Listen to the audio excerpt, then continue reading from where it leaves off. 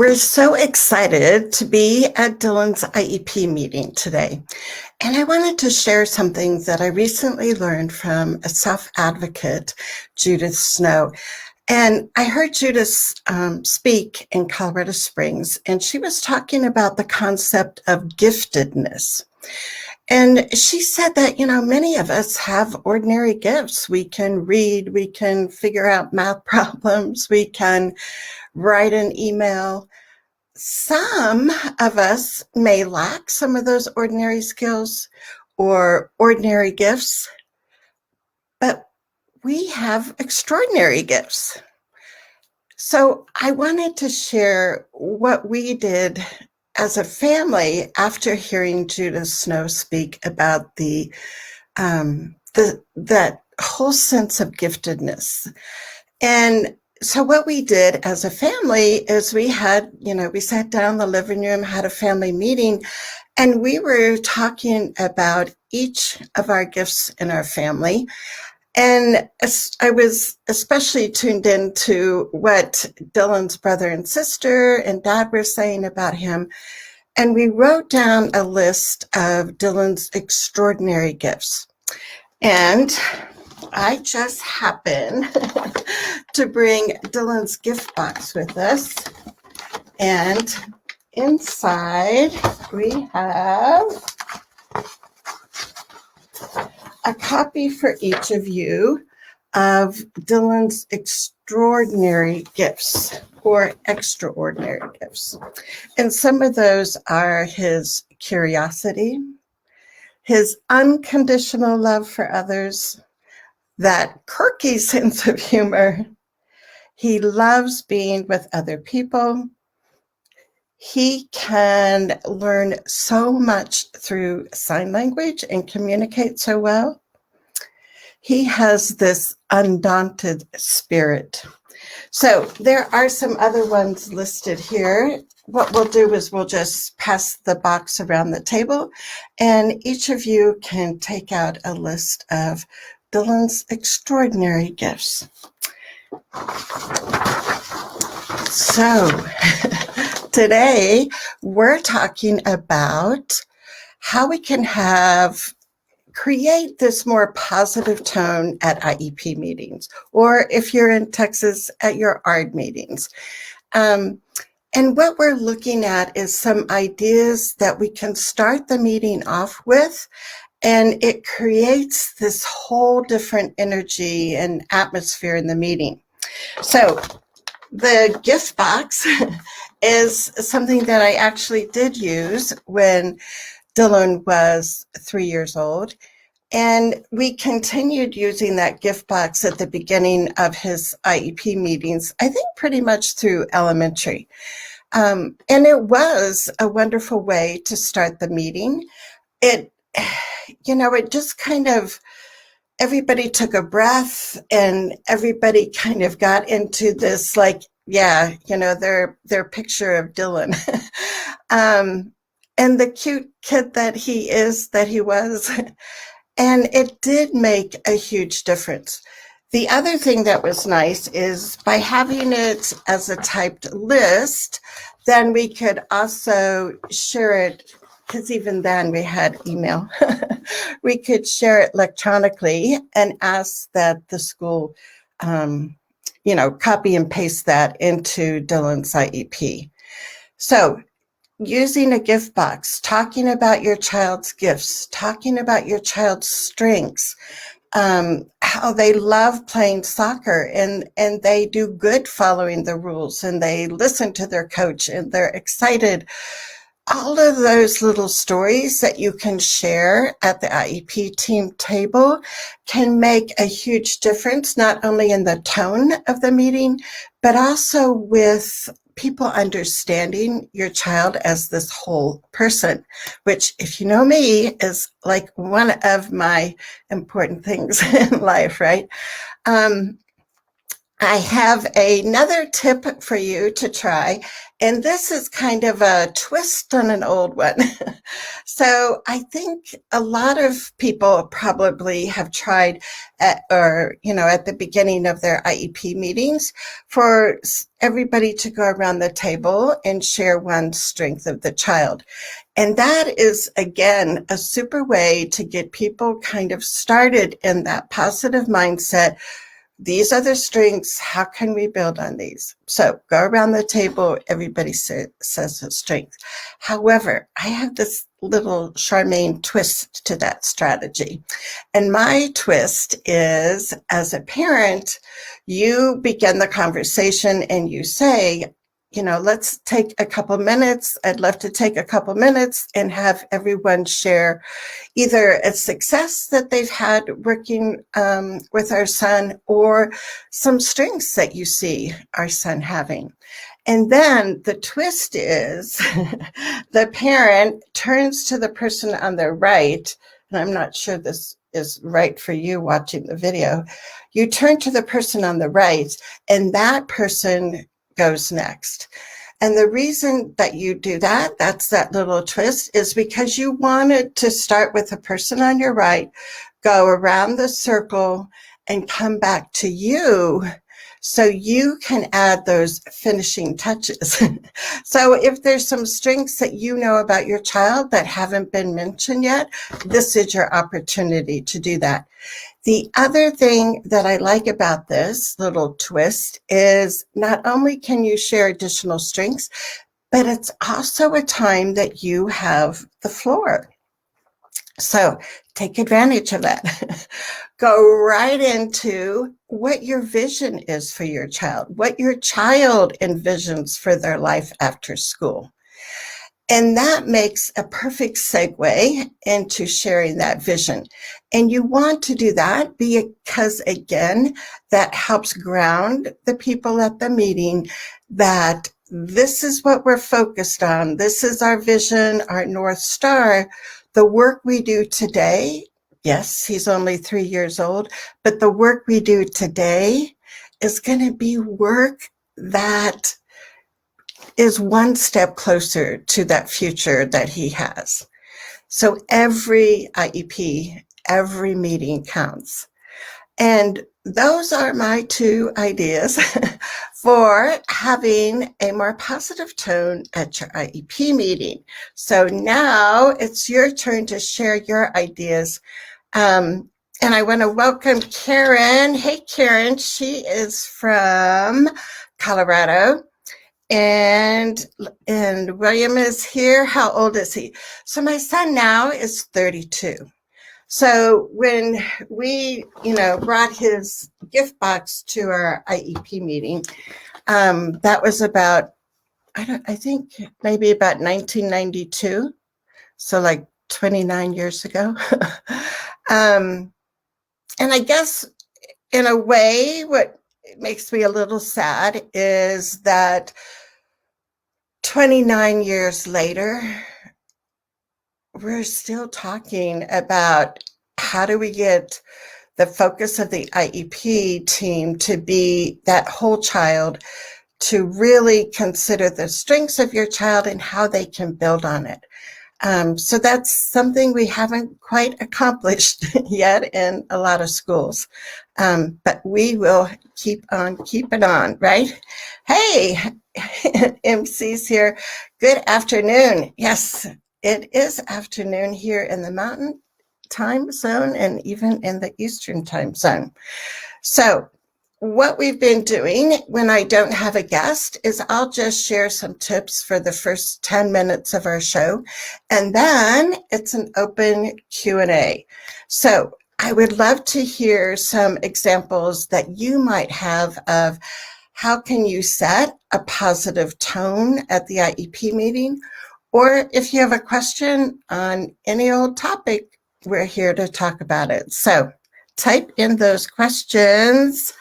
Hey there. Yes, Rochelle is from Colorado also. So we have 2 people from Colorado. The other thing is, and don't let me forget, we're going to do a giveaway And I have these mugs. This one says, hello, my name is that parent. But they come in different colors. They come with some different sayings. So what I'm going to do is at the end, I'll pick a lucky winner from the comments, and I'll give you the link, and you can tell me what color and what design mug you want. And this might be a good one for you to remind yourself that it's okay to be that parent.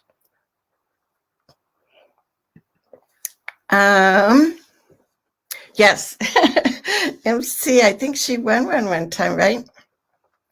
How can we get notes from each week? Oh, good question.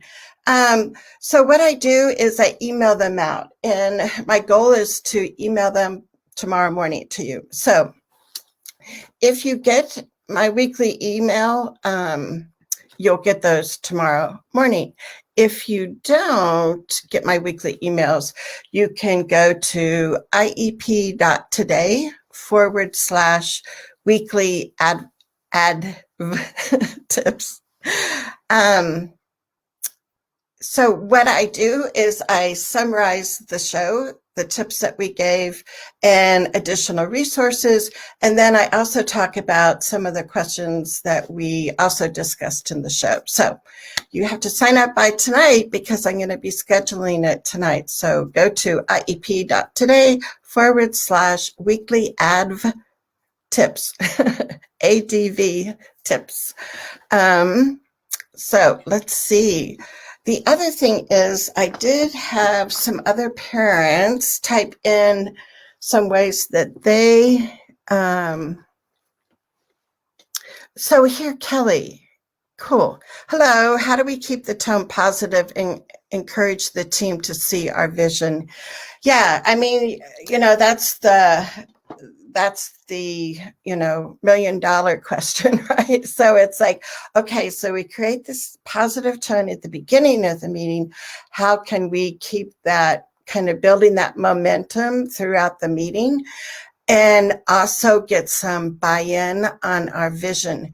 And sometimes I think, Kelly, what helps a lot, is to have more conversations with people ahead of time and build those relationships, because it's really kind of awkward when you go into a group meeting like that and the staff know each other, and as a parent you might not have ever seen the speech therapist before.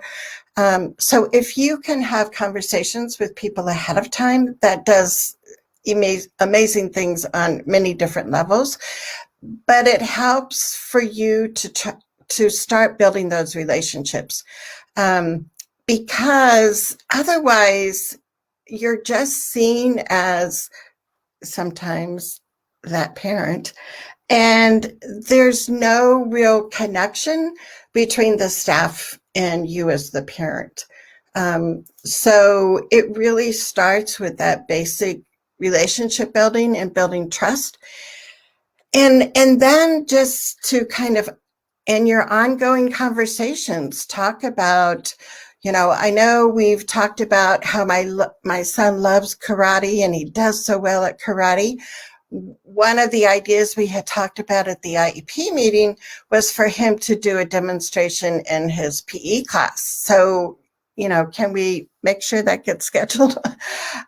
So you can go back and you can still mention strengths. You can still say, like, over the summer, we visited, the national park in California. We saw the big sequoia redwood trees.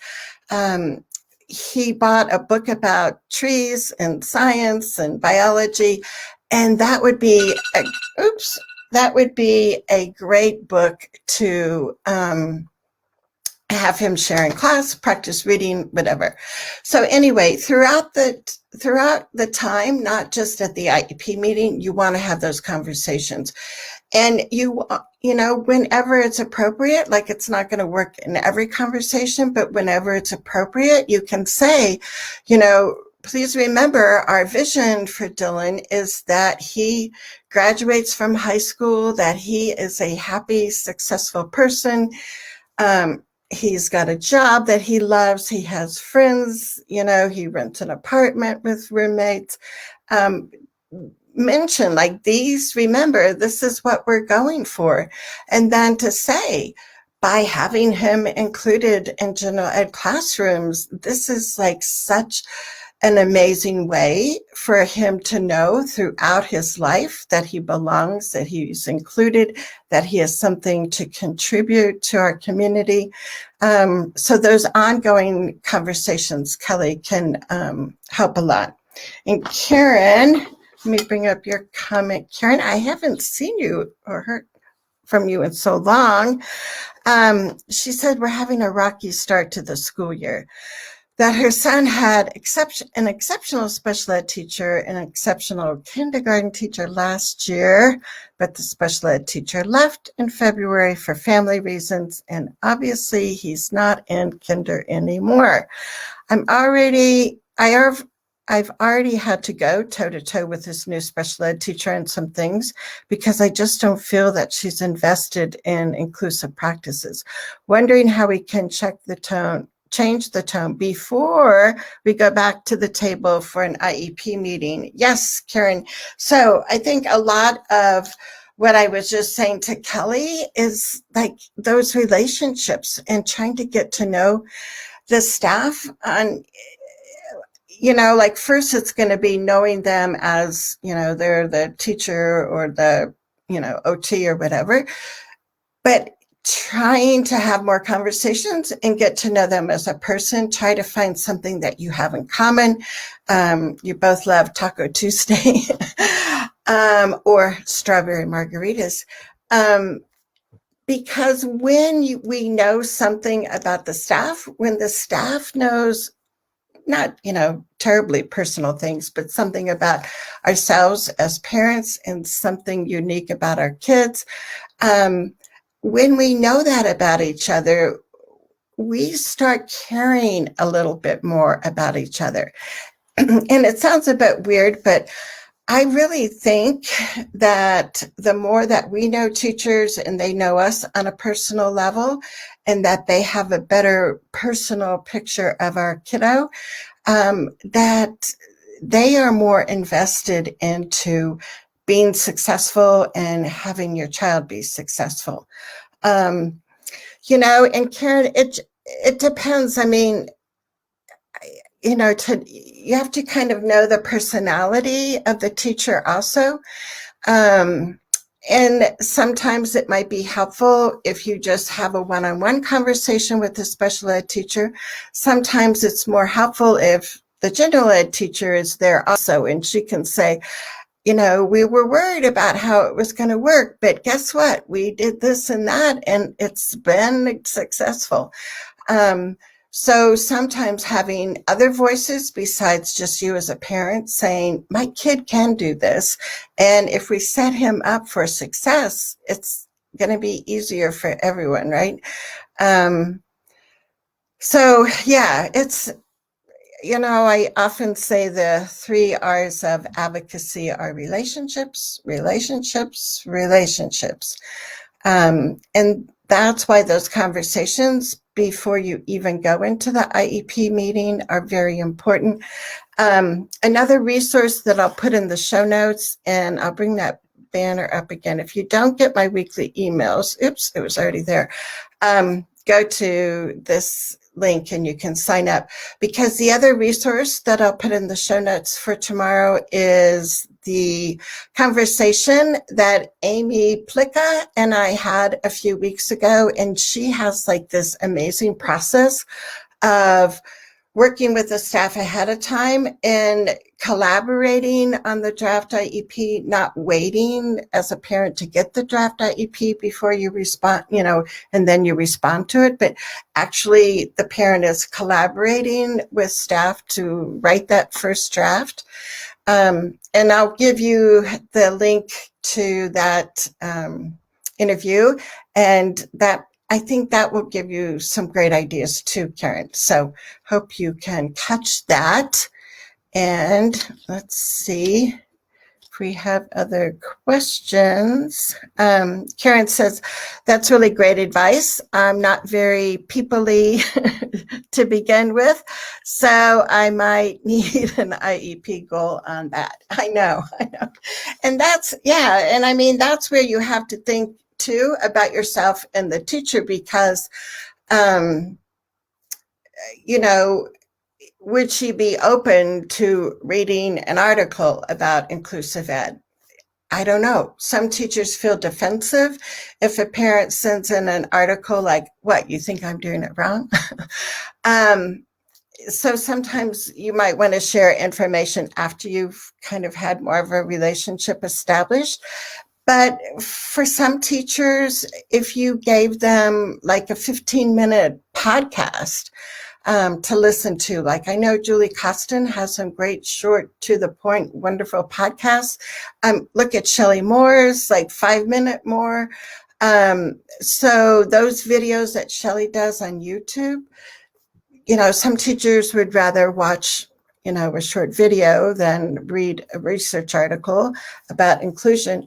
So see if the teacher would be open to that. And then the other thing that takes more time, but what we really want to do if we're trying to understand people and their perspective is to look at what is called like their underlying interests. So, you know, I mean, you often hear of the tip of the iceberg, and what the teacher is saying, what the teacher is showing is just a very small part of what her beliefs are.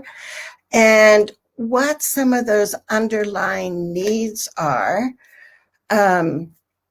that makes her cautious about being a full-fledged proponent of inclusion. One of the things that I think can be common, but certainly not every teacher, but one thing that can be common is that underlying need of, I want to be successful as a teacher. And that's not wrong. There's no judgment, right? I mean, I want to be successful as an advocate.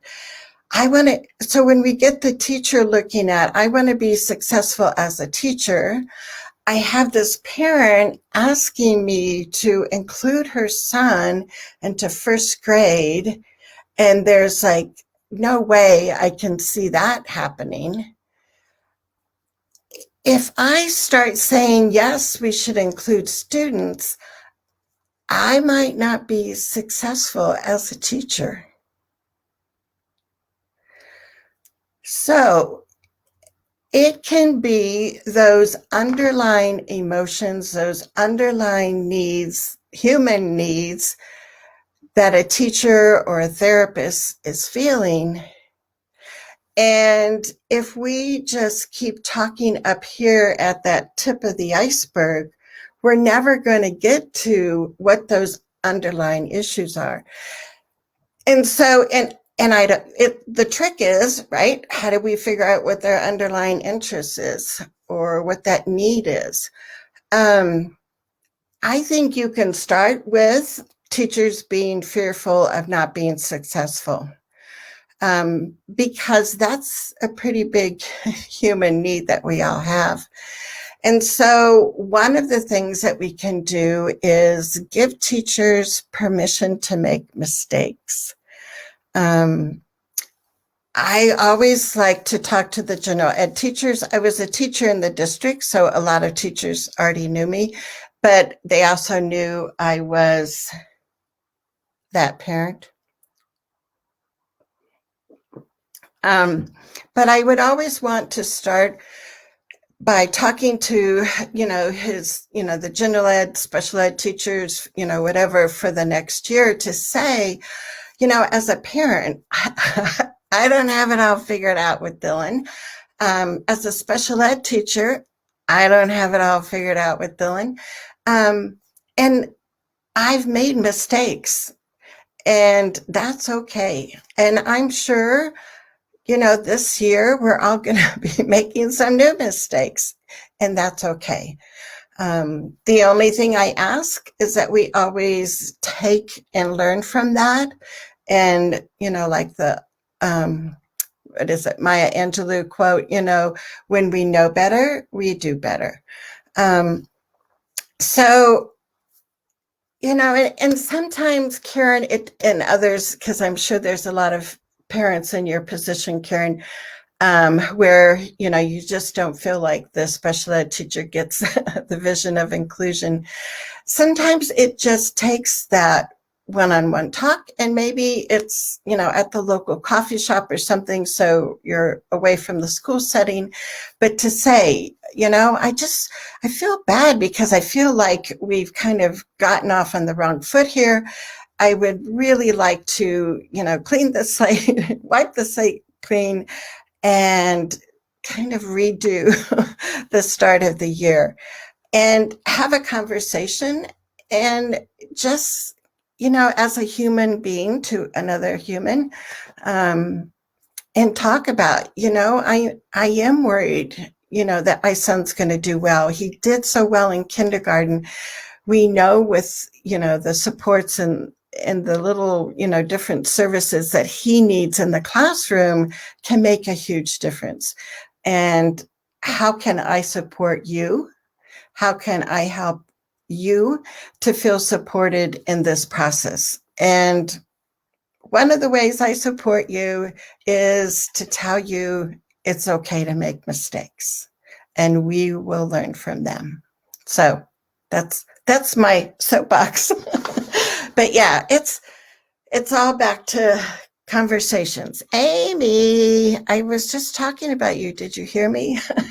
100% modeling your own vulnerability as much as you feel comfortable. And each staff member will respond differently. Some will respond right then and there, some later, one-on-one, and some not till much later or not at all. Yeah, thanks, Amy. And I was telling everybody that in the show notes that I send out tomorrow, I'll be putting in the link for the Facebook Live that Amy and I did, and Amy shared this wonderful process that is going to reinvent the IEP process, I think. So Amy, thank you for being here. Let me take down this banner and come back to your comments. MC says, great thoughts. And Michelle for the win. So let's get Michelle's comment. Michelle, her son just started college. Is it the University of Florida? I don't know. Is it in Gainesville or is it one in Jacksonville? Michelle, tell us where Raymond's going to college.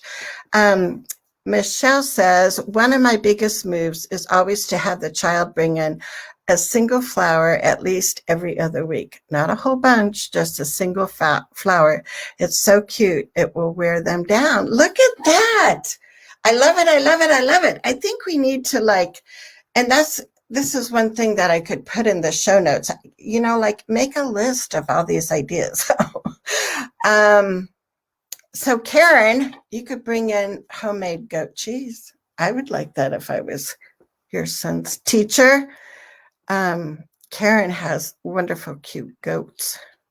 So she also says, I feel like emails to the new teacher is pretty closed off, but I plan to wear her down, hoping it's just that she's shy with strangers.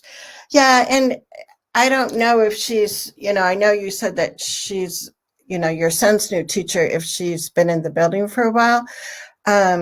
And since you've been in the building, at least while your son was in kindergarten, you might also, Karen, talk to the kindergarten teacher and say, things went so well last year, and I just hope that we can have that again in first grade. If you ever get a chance to talk to his first grade teacher, there might be some little things that you figured out that really made a difference.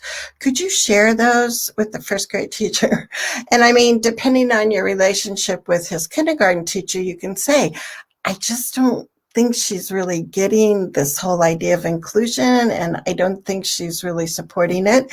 So if there's any tips or strategies that you can share with his first grade teacher, that would be awesome. Because I'm a retired teacher, and what I saw a lot when I was teaching is if new ideas came from colleagues, from other teachers, instead of from the principal, instead of from the parent, that they were, more readily received. So as much as we can kind of peer or pair teachers up with peers in the building and kind of have their own buddy for helping each other, not only around inclusion, but it could be around co-teaching, it could be around universal design for learning, all of those kinds of things. If we can pair teachers up and have an ongoing coach that is from their building or maybe from another building in the district, that can really help for that professional development kind of thing. So let me see if I got anybody else. The other thing I wanted to share is I had a question, and I'll bring that up in a minute. Oh, Heidi. Hi, Heidi. Heidi lives in Utah. Does Amy explain in her interview how you approach or open that conversation of collaborating on the draft IEP? So, Amy, if you're still here, what tips do you have for approaching or just opening up that conversation of, instead of the staff writing the draft and sending it to the parent, could we do this collaboratively?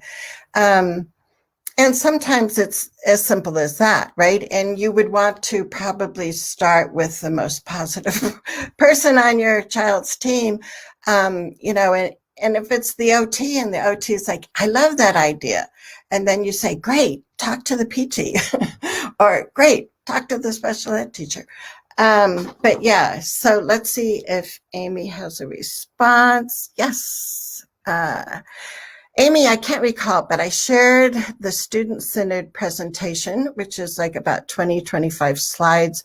And she shares that with them and use that to start the ball rolling. So she has this whole, and it's not just like an about me student presentation, it has more to it. So for sure, Heidi, I know you get my weekly emails. I'll put the link to that live that we had a couple weeks ago in the email tomorrow. And then started with the easiest person first. Then was able to say, so-and-so and I have been working on, and I'm hoping you and I can do that too. And this all started in January, and I think, was your son's IEP at the end of the year or was it in August, Amy? I was trying to remember. But this is a process that, like most processes or whatever the plural is, takes time, and it's time on the front end, which saves you time later, right? And so it is something that you want to start thinking about who you would like to first approach on your child's team several months before your IEP meeting. And you're not starting to write the draft necessarily several months ahead of time, but you're starting those conversations. I have a friend here in Idaho, and she did a wonderful thing. And what she would do is, her daughter was in high school, so you have a lot of teachers, and so she would either meet with like one or two of the high school teachers at a time, because everybody has such a different schedule. And with those couple teachers, they would go over present levels of performance. They would talk about strengths, what accommodations work, all those things, all the parts of the IEP.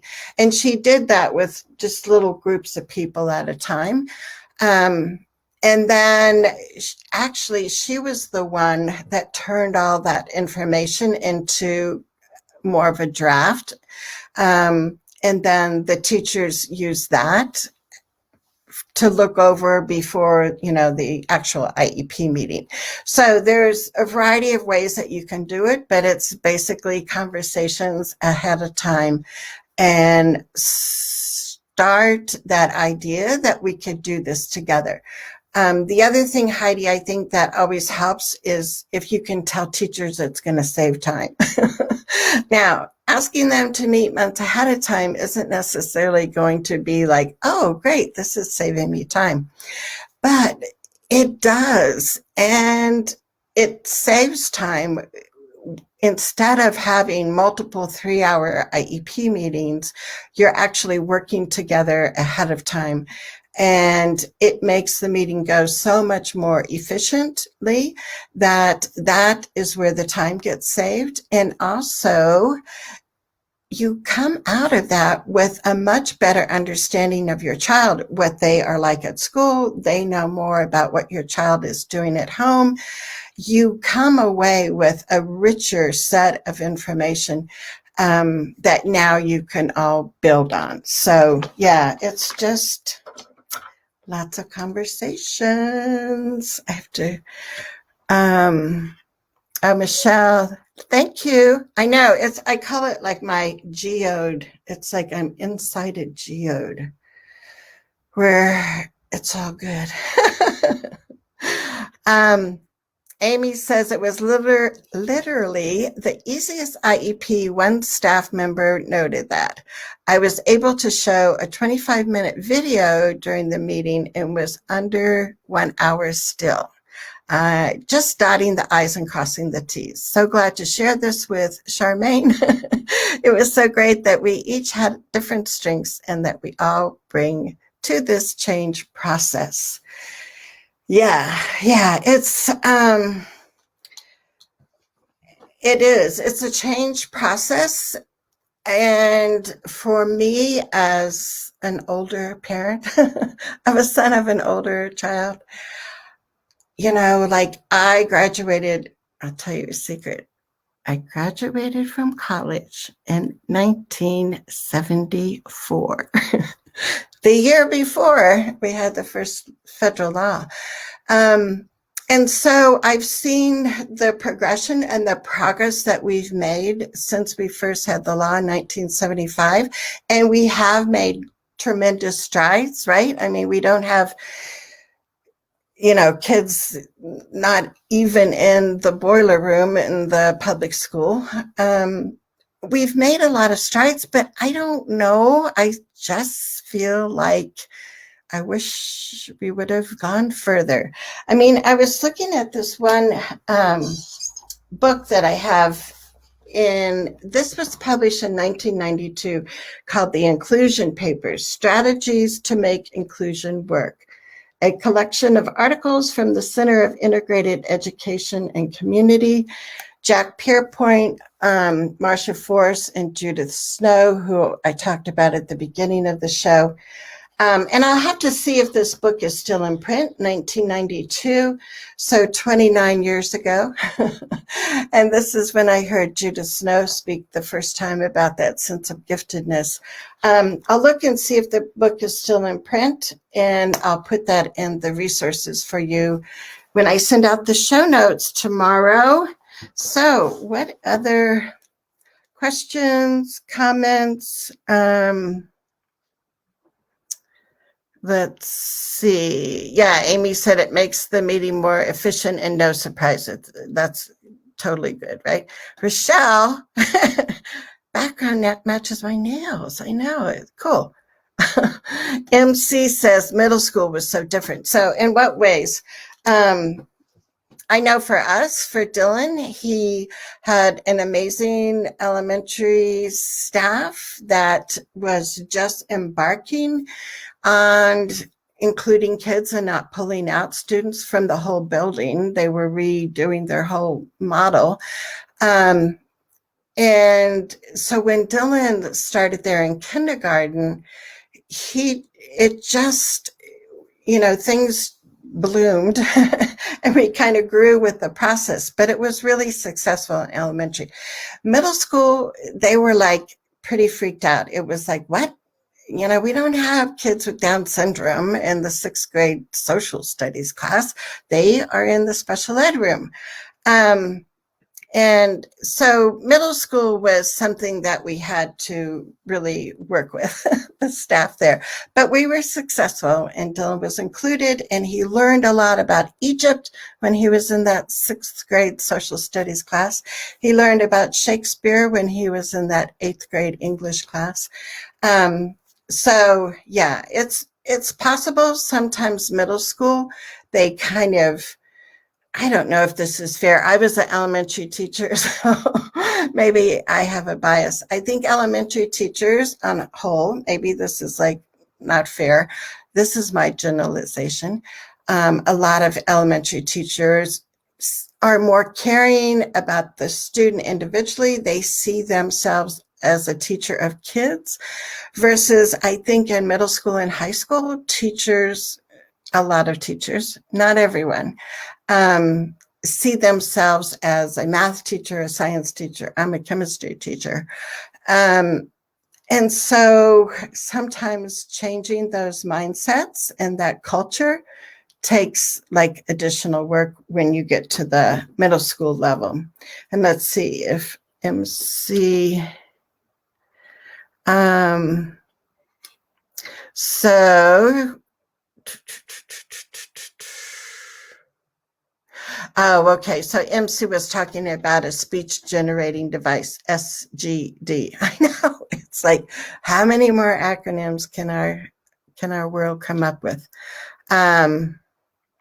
So she said yes, that he is using a communication device. And the other thing you can do, Karen, and were you the one that said on Facebook? Somebody recently said on Facebook that their child came home from school and the speech generating device, the communication device, was still like 100% charged. So that would be a little red flag that either they had the speech generating device plugged in all the time, or they didn't really use the communication device very much. There are, I know the Dynavox did, I would guess other companies have that built in too, but there are ways that you can see a daily usage of the communication device. And that's one way to see, like, is my child actually having access to this during the day, or is it put on a shelf and only when he gets frustrated, they pull it off and expect him to use it? So yeah, that's a way that you can kind of keep track, and you can say, you know, it looks like the morning is when, he's using the speech generated device more, and it doesn't seem like there's much in the afternoon. Can we try to figure out what that is and how we can make sure that he is using it throughout the day? You know, and you just have to be a little gentle, a little polite, but it is data that can be collected. And, ooh, I just thought of that. Okay, new idea here. You could have that written in how the goal is going to be progress monitored. Like if you have a goal for your child to be using the communication device at school, you know, as answering questions, telling what he wants, what he needs, you know, using it for conversation with peers. One of the ways that you could measure the progress is just how often he's using it. That's one indication. I mean, it's not going to tell you, you know, the extent, but that would also be a way for the school to know that we're looking at, is that usage going up? Is it being consistently used in every environment? Does he use it when he's in music class? Does he use it in the library? So yeah, one way you could bring that in the back door is to have that as part of the data that's used for progress monitoring. So isn't that clever? We get good ideas when we bounce things off. And let me see. Lisa, Any suggestions on what to do if you are seeing a pattern of these more severe kids with IEPs being, in my opinion, segregated to other schools in the district and being pulled from their local home school that they've been attending? As a special needs parent of 2 kids, this is very concerning. Thanks so much. Yeah, those segregated schools aren't such a great idea either, are they? And again, it's probably, something that's been happening for decades in that school district. So when we ask for our kids to go to their neighborhood schools, no matter what their disability is, we're asking for people to change. And we know that that's a hard process. I mean, if people want us to change as parents, we know we're not like too gung-ho on that idea either, right? So it's a process of, I think, using a variety of things, which reminds me, I don't know if you saw that Zoom presentation I had a couple of weeks ago where I kept losing internet. I talked about the 5 ways to advocate for inclusive ed, and that's going to be coming back. We're going to do that on Thursday, September 2nd. So Lisa, make sure you tune in on September 2nd. And the other thing is that, we need to approach things, I think, in a variety of ways. Going to your neighborhood school is language written in IDEA. So, you can pull that legal card. That's not always the best thing to start with, but that's one thing. The other thing is the research that shows kids being included in general ed classrooms, in their neighborhood schools, and how that benefits everyone. So those are a couple points, right? But really, I don't know, I come back to kind of that human level as far as, telling them the story of what having your child shipped off to another school in the district, how that impacts your family and how that impacts your child. And so you're coming from this is how this district decision of transporting kids to different schools, based on their disability is impacting my child. And so when you look at, is that something that the district wants to continue? Or does the district want to look at how can we build capacity in all of our schools to be able to say, if this is your neighborhood school, welcome, we're going to figure this out. I remember when I was teaching in Colorado and I was a special ed teacher in the district, and it was a new classroom, and oh yeah, my title when I was first teaching in Colorado was I was a SLIC teacher, and SLIC stood for significantly limited intellectual capacity. I mean, talk about a branded horrible name, right, for kids and teachers. But anyway, it was a new class. I was at this one elementary building. We had another elementary school in the district. And when they would get kids that were like too disabled, they would just ship them off to my class. And it was like, not that I minded getting new kids, but it was like, why isn't this other school just figuring this out, And so that's a whole culture thing that needs to shift. And a lot of that is going to start with that grassroots effort from parents asking for change, then widening that circle. And it's not just parents of kids, but it's also staff that believes kids should be in their own buildings. And then you widen your circle more, and it's not just staff in your district, but it's maybe local college professors and how they can help and bring capacity to the building so kids aren't shipped off to all these separate schools.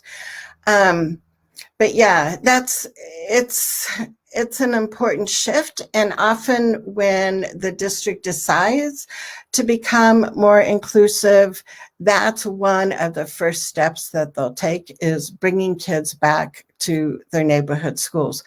And so it starts at that grassroots level with parents. It builds, and then it also has to come from the special ed director, from the principal, from the superintendent, from the board.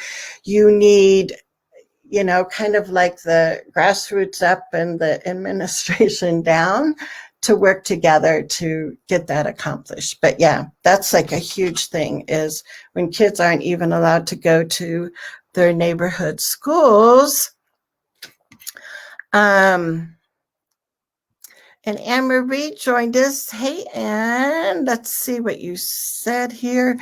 As soon as our communication device was ordered, I let the school know.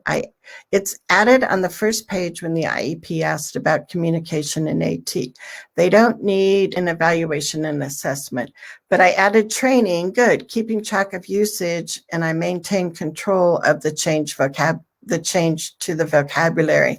Yeah, a lot of parents know how to program the communication device and the staff, but I think it's great, Anne-Marie, that you have training in there. And what I like to see is whenever the staff gets trained on something, that the parents are also invited to that training.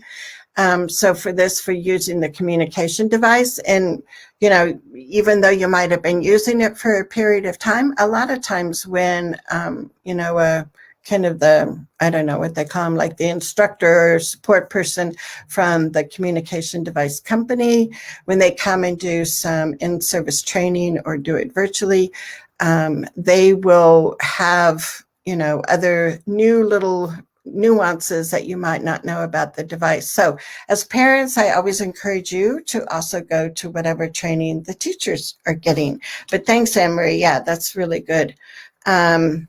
And Rochelle says, what are some of the links to research over the past several decades that show inclusion works? Where are they housed at? Department of Ed? No, the Department of Ed has some. I think, I know Courtney Hansen, she's an advocate in the state of Washington. She has an article, and you've probably read that, Rochelle, a blog post about, research in inclusive education. I have a one-pager, and I can put the link to that in my show notes, about the benefits of inclusive ed. That came from the Swift Center, SWIFT, at the University of Kansas. They have a lot. Your Parent Training Information Center. So Rochelle Peak, you could call a parent advisor at Peak Parent Center, and they can send you. I don't know if there's like one central place, but I look at people like Julie Costin. On her website, she has resources. I look at people like Paula Cluth. On her website, she has resources. So yeah. And Rochelle, in your free time, you could make this central repository that we could all tap into, right? That would help all of us be more efficient. And Anne-Marie says, and some of us parents advocating for inclusion are being told we're doing a disservice to our child. Wow. Oh my goodness. If we need to fight for inclusion, your opinion is different versus choosing to be in a self-contained classroom, in my humble opinion.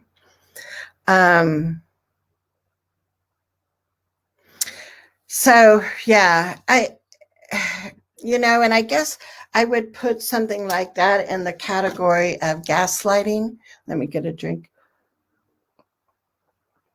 To try to tell parents that they're doing a disservice for their child. That would be hard.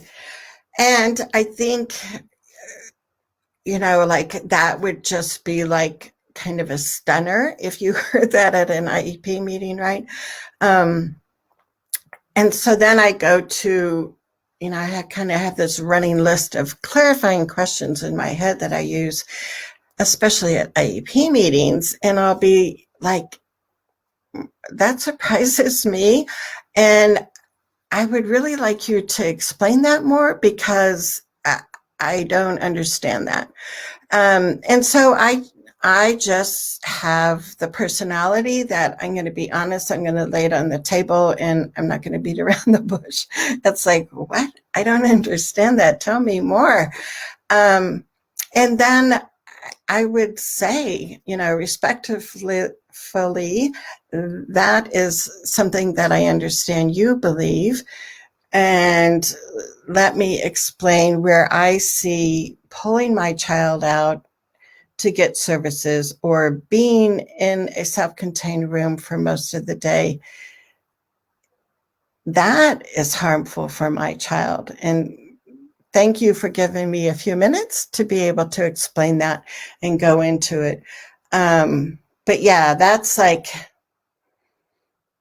that's a huge thing, right? And hopefully, like Amy was saying with her process, when we're talking to people ahead of time, that kind of stuff comes out ahead of time versus in an IEP meeting that can be a real stopper to like making any more progress. So that's that basic belief that inclusion is harmful to kids is something that you really want to know about before the meeting, that the person has that opinion. Try to figure out why they have that. Is it coming from a fear of, I won't be successful if we include kids in the school, so I'm not going to say I'm for inclusion. But yeah, that, can you, I don't know. So yeah. So here, Anne-Marie this is the blog post from Courtney Hansen. And these are newer research studies, and, we'll show you also looking at previous ones. So yeah, I mean, like I said, I'm not sure if there's like one place you could go, but, you could be a detective and you could find them. And MC has a point. She says, I choose not to attend the same training the school staff attended, because then I wanted them to be able to ask questions freely without holding back, knowing I was present. And that's a great point. And so sometimes what you can do in that situation, and a lot of times staff don't want, they don't want us there, right? So then what I've done in the past is to say, I understand, can it be videotaped so then parents can see it later? So it's not as good as being in the same room, the same time, hearing the same message, but pretty much, right? You're seeing a video. Well, but see, then the videotape would also be intimidating and make them maybe not want to ask freely questions. So you always have to think ahead. So then what you could do is you could say, could you just video the training part of it? And when there's the Q&A part, the cameras would be off, so teachers would feel more comfortable. You could do it that way. I just think it's important for parents to know what is being said at trainings about inclusive education, or what is being said at trainings about universal design for learning, because I want to check that with, is this really what we want to be sharing with teachers or not, right? Or, give them a celebration because they're bringing in experts and they are doing professional development with their staff. So that's like another thing that we want to celebrate. So Karen said her son's in first grade. Yesterday's big conversation was about the school deciding to warehouse my kiddo in the special ed room at the end of the day instead of including him. I know. And my guess is they say he's getting tired. it's hard for him to pay attention at the end of the day. So if he could go to the special ed room at the end of the day, they've got the beanbag chair, he can chill out. There's, music he can listen to. So yeah, why don't we do that? He's been working hard all day. Let's give him a break at the end of the day and have him, be able to have some quiet time to do what he wants to do in the special ed room. So for some parents, that's going to sound like, yeah, that makes sense. He's probably tired and worn out. But you know what? I've been a first grade teacher, and all the first graders are tired and worn out in the afternoon. And so as a teacher, you do build in time in the afternoon where the kids can do other activities. And it's not just a choice for your child, but it can be a choice for all the kids. And that's what we want, right? And so, yeah, there's not a need for your son to go down to that special ed room. And yeah, I'm sorry you're having that conversation, because that makes it really hard. And also as a mom, as a parent, it is hurtful, right? People are saying they don't want your kid. That's basically how we've interpreted it, right? So yeah. Okay, we've got a cadre of experts here. So help us out with Karen. What would you do if they want to warehouse your kid in the special ed room every afternoon? Give us some ideas. Lisa asked how to help kids attend their neighborhood school. Yeah, and I think we had talked about that as far as earlier in the show. So yeah, if you didn't hear that, you can go back.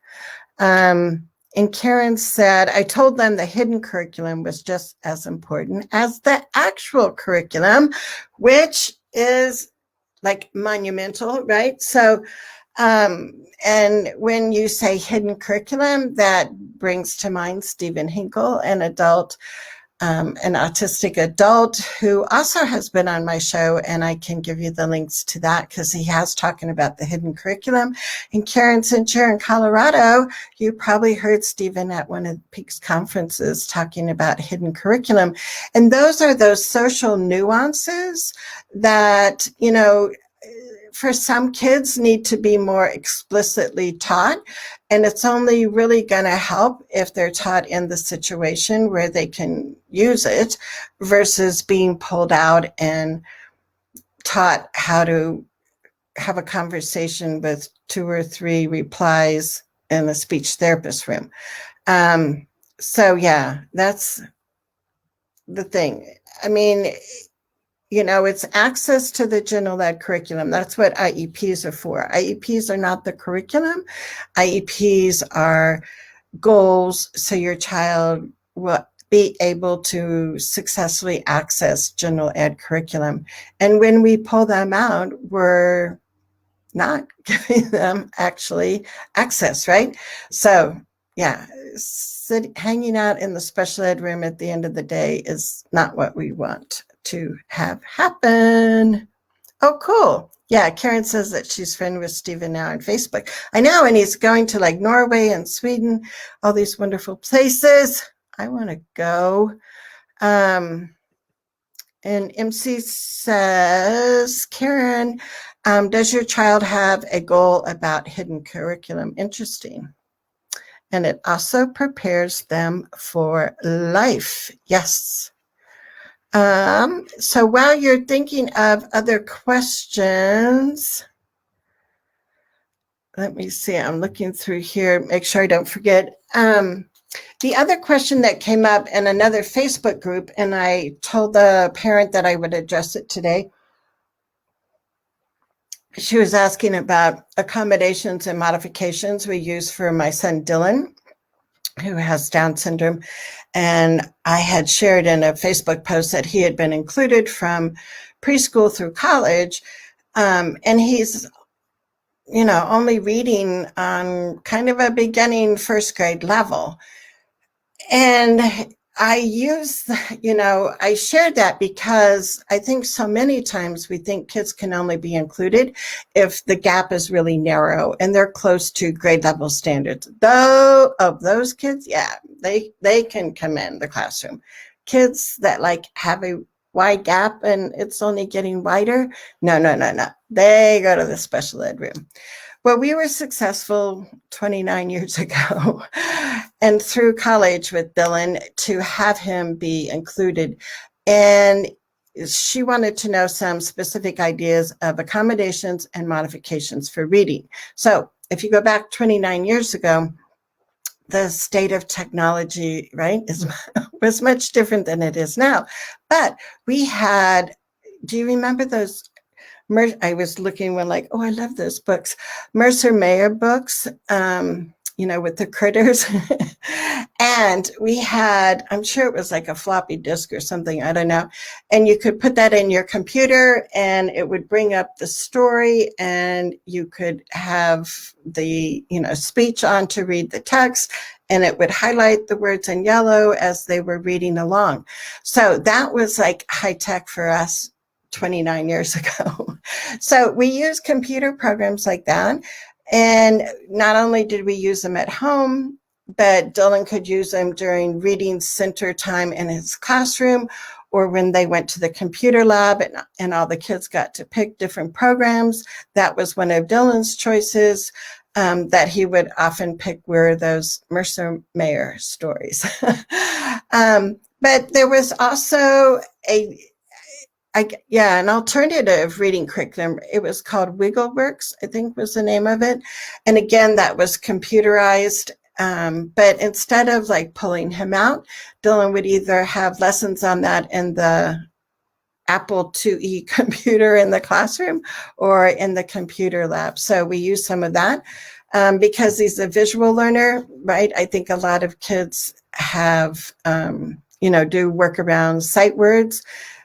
And, we always want to try decoding with our kids too, so they have those reading skills.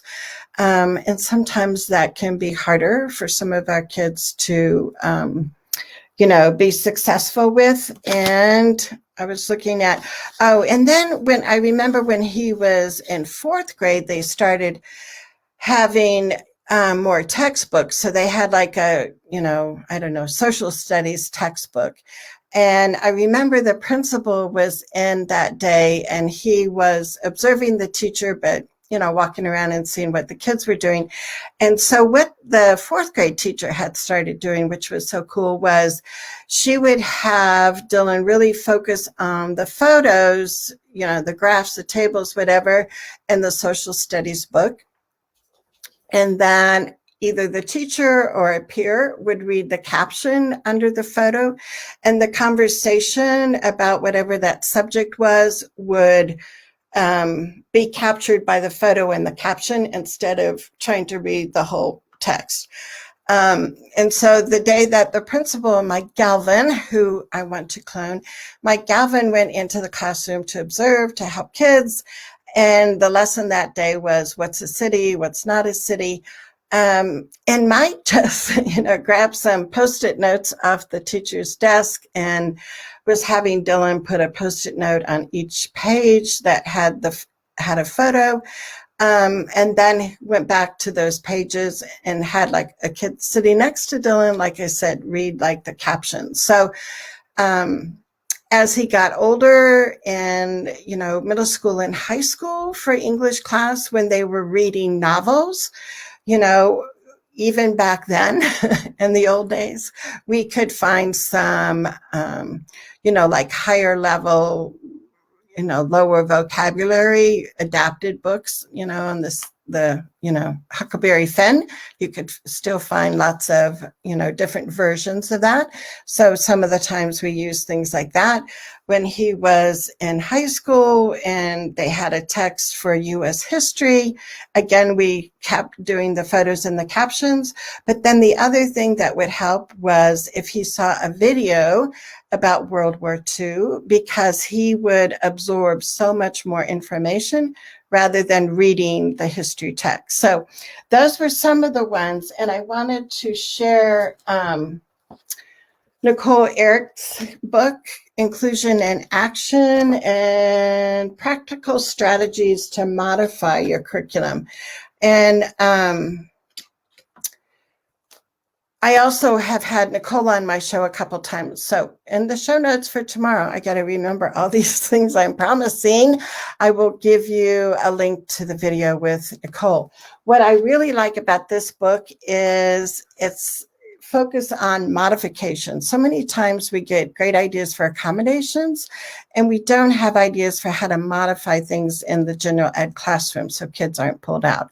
And so this is an excellent book on ideas about modifications. So let me see, do you have any other questions? We're past the top of the hour, but we are having a good time. So if there's a question, we want to share it. And MC, let me see.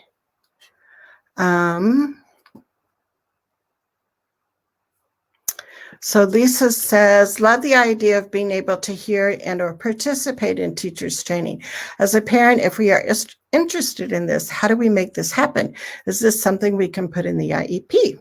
Thanks so much. Yeah, Lisa, that's the nice thing about IEPs is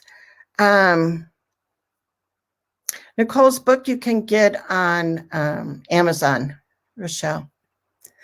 But as far as parent trainings, that can be written in the IEP, and also teacher training can be written in the IEP. And usually it goes under the supplemental aids and services section, because it's not only services and supplemental aids for your child, but it's also services and supports for the people that work with your child. So that's where you can use that to say, are there specific areas that the teachers would like additional training? We can write that here in the IEP. And then you can say, and as a parent, that kind of training would really help me. So the trick for everything, right, in the IEP is to get specific language. So you want to try to be specific, not just say teacher training about inclusion or parent training about inclusion, but you can also say, the portions of the training will be videotaped so future teachers can view the training. Also, it's available for parents, so you could put some kind of language in there.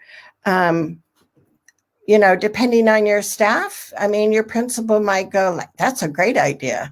But if you don't have it written in the IEP, then you can't really hold the school accountable.